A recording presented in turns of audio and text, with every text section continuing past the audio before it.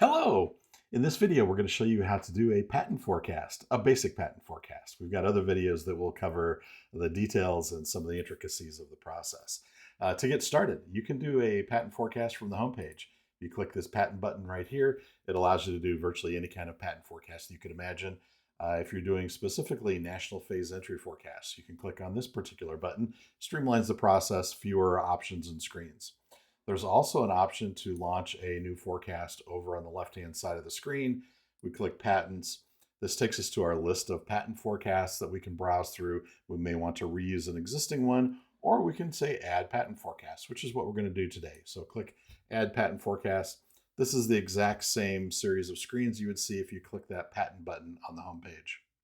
So the screens are set up, and we're not going to go into detail on every one of the fields in this particular video. We'll cover all the details, in other videos.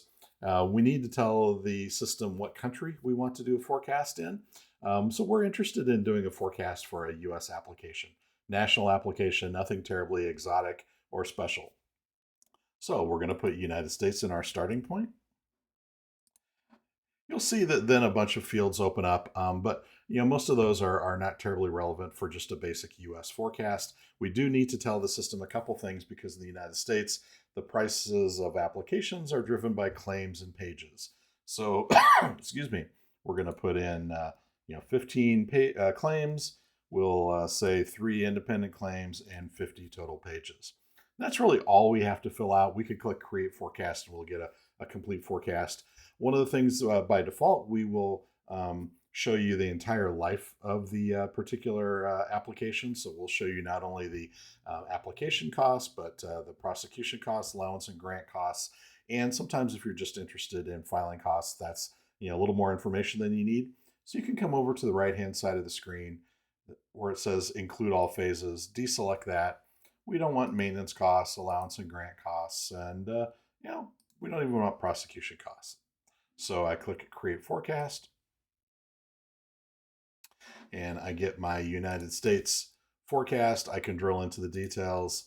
I can see the application fee. We've got our PTO fee, our law firm fee, our search fee. The examination fee from the PTO is included in the prosecution costs. That's why we don't see that here.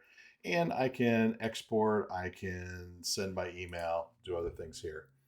If I want to change my forecast and I want to go back and edit it, I can click edit, go back, and I can, perhaps I want to see those examination costs. So I can click create forecast, go back, and I can see my results. So simple as that. So that's all it takes to get your basic forecast. And stay tuned. We'll have other videos that will show you more sophisticated types of forecasts, as well as a lot of the different options that you may have seen on this screen.